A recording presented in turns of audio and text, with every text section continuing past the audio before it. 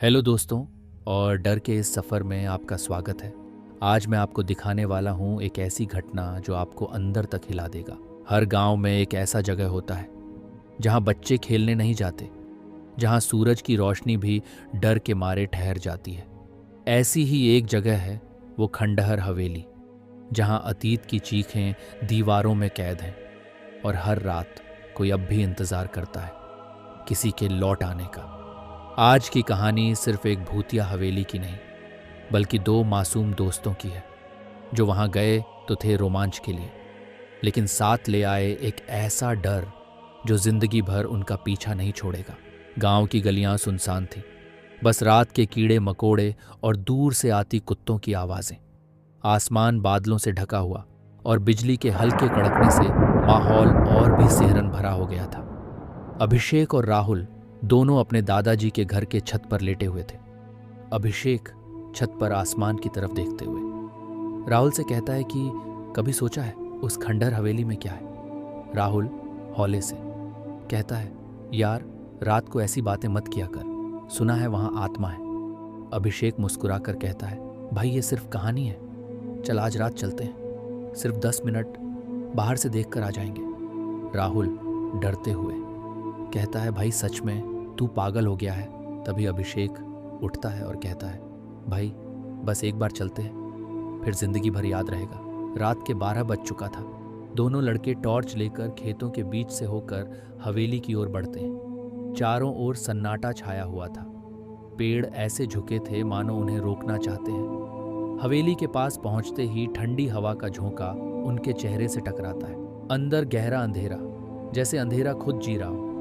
जैसे ही वे अंदर घुसते हैं, टॉर्च की रोशनी में टूटे फर्नीचर, जाले और धूल उड़ती दिखती है। हर कोना जैसे किसी की मौजूदगी बयां कर रहा हो। तभी दोनों को एक सीढ़ियां दिखाई देती हैं। दोनों सीढ़ियों की ओर बढ़ते हैं। सीढ़ियों से ऊपर की ओर जाने लगते हैं। हर कदम पर सीढ़ियां चरमराती हैं। ऊपर एक हॉल है, बीच में एक पुराना पियानो पड़ा था। अभिषेक उसकी एक चाबी दबाता है और पियानो से एक तेज बेसुरी चीख जैसी आवाज निकलती है। तभी ऊपर की ओर से किसी के कदमों की धीमी आहट सुनाई देती है। तभी राहुल दबी आवाज में कहता है, कोई है वहां। अभिषेक धीरे धीरे उस दिशा में बढ़ते हुए कहता है, शायद कोई जानवर है। एक पुराना कमरा, दरवाजा आधा खुला था। हवा अजीब सी सरसराहट के साथ दरवाजे को हिला रही थी। अंदर की दीवार पर एक महिला की पुरानी तस्वीर टंगी थी। उसकी आंखें उन्हें घूर रही थी जैसे वे जिंदा हो। तभी दरवाजा तेज आवाज से बंद हो जाता है। राहुल चीखते हुए कहता है, अभिषेक। दरवाजा बंद हो गया। कमरे में घुप अंधेरा। फिर कोने से धीमी सिसकियों की आवाज आती है। अभिषेक टॉर्च जलाता है। उसके सामने पुरानी टूटी हुई एक गुड़िया थी। उसकी आंखें बंद थीं। फिर धीरे धीरे उसकी आंखें खुलती हैं और गुड़िया धीमी कर्कश आवाज में कहती है, मुझे यहाँ से निकालो, मैं कई वर्षों से कभी बाहर नहीं गई हूँ। तभी गुड़िया का चेहरा बदलता है, होंठ हिलते हैं और उसके पीछे एक परछाई झलकती है। राहुल कांपते हुए कहता है, भूत है ये, चल भागते हैं यहाँ से। वे दरवाजे की ओर दौड़ते हैं। तभी दरवाजा अचानक से बंद हो जाता है और फिर उन दोनों ने मिलकर दरवाजे को जोर लगाकर खोलते हैं और वे दोनों वहां से भागने लगते हैं। भागते कदम और पीछा करती परछाई सीढ़ियां उतरते हुए पीछे से किसी के दौड़ने की आवाज आती है।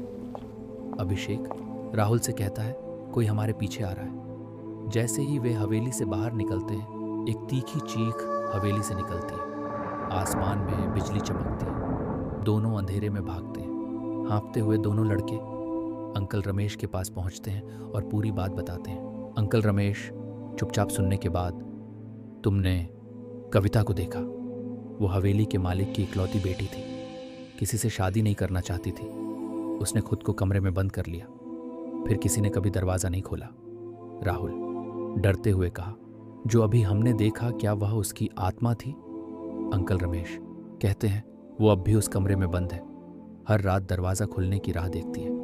उस रात के बाद अभिषेक और राहुल कभी उस हवेली के पास नहीं गए, लेकिन अब भी गांव के कुछ लोग कहते हैं कि कभी कभी हवेली की खिड़की से कोई झांकता है और हवा में एक गुड़िया की हंसी गूंजती है। कहते हैं कुछ दरवाजे अगर एक बार खुल जाएं तो उन्हें बंद करना नामुमकिन होता है।